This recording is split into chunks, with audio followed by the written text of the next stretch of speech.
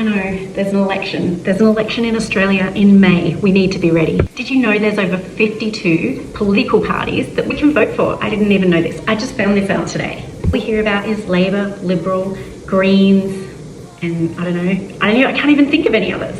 So I thought it would be good just to look at all the political parties and see who they are. Here, my daughter and I go into the voting poll thinking, okay, we know about the Labor Party, we know about the Liberal Party, we know about the Greens Party, we know nothing about anyone else. That's okay, we're good. Then we open up the how to vote sheet and the voting, and there's like so many parties to vote for. And my daughter says, who's this? Who's that? And I'm like, I don't know, I've never heard of them before. And here I am on voting day, never hearing of a political party before. In this day and age, this shouldn't happen. Social media is free. Even if they have no funding, they can still come onto TikTok, Instagram, and Facebook and educate the party, the public, not the party, about their party, if that makes sense. I find this stuff really interesting, so we're gonna start today with one political party. I just picked a random one. I'm not promoting anyone. I'm just interested in the facts to understand who they are, what they do, how they want to represent us, and should I give my vote away to them? I don't know, because I have no information about them. So let's get informed and have some information, and I'll try and hold, you know, my hair together without any hairspray because I've run out, and we'll go from there. So first of all, there is an election. It's this year. It's in May. So we have 5 months to work out who we want to vote for. We don't need to leave it to the last minute and say, oh, we want to vote now. What do I do? Who do I vote for? And it'll have a last minute panic. That's what they want you to do. And then you just default back to what you've always done probably. So I thought I'd start at the bottom and work my way up. The first party I'm going to look at is a party called the Trumpet of Patriots. Interesting name. I have a list of commitments, the Trumpet of Patriots. The first commitment is every month they're going to commit to holding a town hall public meeting in your local area. People can come and listen to how they're being represented. I like this, but I don't know that I like the fact that they're focusing on the listening, because really what the people want is to speak and be heard about the work that they're doing. To me, like, they're going to come along to a town hall meeting, stand there and grandstand about how wonderful they think they are and what they're doing, and we sit and listen.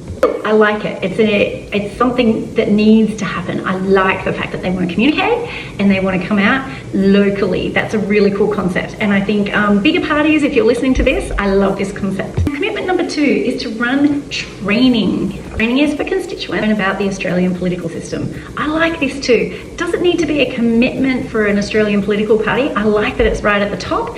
If you are going to be a part of a political party, you would hope that you understand about the Australian political system. So this is a good initiative. Commitment number 3, here we go. This party is called, in case anyone needs to refer to it, the Trumpet of Patriots. Interesting. Number 3, we commit to voting independently. So this is an interesting one, and one I don't know what I think about. So basically, if you're part of a political party and your political party is putting forward a particular law, you would expect that your whole political party will support you in the change of law that you're trying to initiate or start or do whatever when that goes ahead to Parliament.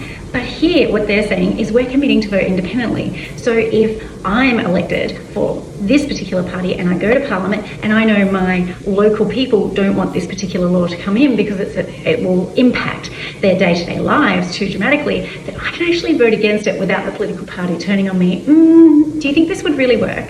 Because what you really need in that kind of environment is at least the support from your own party to move forward with work. I don't know how you'd manage to do that if you're kind of individually standing as an island and not one team. It's just my perspective, and by the way, I really know nothing about politics. I haven't studied politics. I just watch it. I'm interested in it. I am not involved in that arena at all. So this is just my off-the-cuff comments.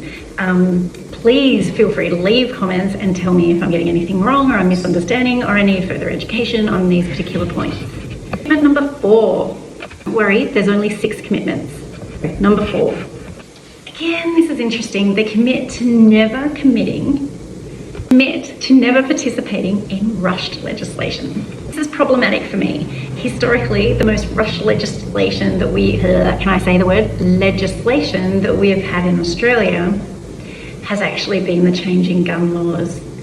Something that really I don't know any Australian that doesn't support the gun law changes that John Howard, basically brought in a case of emergency after the shootings in Port Arthur. So For me, not participating in rush legislation means that the government will be powerless to act in cases of emergency such as this. And so for me, I think that's a pretty precarious commitment to have. Sometimes in countries we have a need for rush legislation, and also does this mean you're only capable of going slow? It tells me that you're going to be saying to everyone, we're the government, so we go at our own pace, and we're going to ignore the reality of what's happening out there and not increase our pace if required. So to me, that's a little bit precarious, that commitment. Commitment number 5. Here we go. This is a mouthful, so bear with me. Commit to ensuring that every new proposed bill and amended legislation, anything new, will first be put to the People's Legislative Review Group. Again, the People's Legislative Review Group. Well, what the heck is that group? I don't know. Basically what they're getting at is they're going to get feedback and provide that to the relevant Australian or state parliament at local council. So a feedback loop, I'm all for. Feedback from people who actually vote for you and pay for your salaries. Yeah, let's bring that. This one we finally got there, commitment number 6, because that's all I have, commitments. Okay, here we go. We commit to using technology to hear the voice of the people. Hey, but here's the thing. I can't find you on anything except Instagram and Facebook. No one that I can see, and if you do have an account, I can't find it. I don't know why, maybe it's the algorithm, maybe it's whatever, but I can't find a TikTok account. I can't find accounts with informative information. I can't find blogs. I can't find much at all. Now you're committing, in your commitment number 6, we commit to using technology to hear the voice of the people. If you want to hear the voice of the people, you should be engaging now. It is 5 months until the election. So if this party stands a chance at all, they are called again the Trumpet of Patriots. So essentially, if you want to hear the voice of the people, if you want to actually stand up to your commitments, what you need to do is engage. I'll tell you how you can do it. Maybe post some videos, leave the comments open. Talk about what your policies are, because there are none on your website. I can't see any policies, even about education. We have a teacher shortage. We're short on nurses. Basically, the foundation that makes our country strong and keeps its citizens healthy, educated, and happy needs improvement. Why not focus on that? Ones that should really get some focus during the election cycle. Just my opinion. I'm just sharing this now. It's nothing to do with the party. I haven't talked to anyone from the party. I've had no communication from people at this party. I'm just reading on the internet, trying to get informed about all the different parties and hopefully educate others so they know you don't have to just vote Labor, Liberal or Greens. Even if you don't vote for them, it's good to know they exist, right? Our president is Nick Duffield. Our vice president is someone named Wade Bakissi, and the secretary is Matilda Bowden. Good to see a woman up there in leadership. It's all white. The leadership panel, I think their cultural diversity needs some work, and representing different cultures in some way or another, either through your commitments. There's nothing in the commitments about any kind of diversity. I can't see anything in the commitments about any kind of economic activity. I can't see anything in commitments about, you know, the foundation of this country, like healthcare, policing, medical, and I can't see any proposals or policies to latch onto and sink my teeth into. Now, to be fair, this is a new political party, so my expectations maybe shouldn't be so high, right? The good thing about a new political party is they have no past. Like, I can't go back for 10 years like you can with the Labor, Liberals and Greens and say, you did this last time and how can I trust you again not to do that? There are no underlying beliefs. It's a new party. And then with the name of it, Trumpet of Patriots, I kept looking it up and all this Donald Trump stuff came up everywhere, which makes it really hard to find information about this political party in Australia as an Australian citizen and then determine whether or not I should vote for them. And then I was trying to work out, should I really be connecting them to Trump? Like, is it a Trump thing? What is there is a picture of Donald Trump giving his speech, how he's going to make America great again. And I noticed in the Trumpet of Patriots, they often refer to that, let's make Australia great again. So I think I'm quite correct in making the link that they're trying to align with Donald Trump values to help give a foothold in the political arena in Australia. But to do that, you need some savvy social media people on your team, and it's very clear that you don't have that at the moment.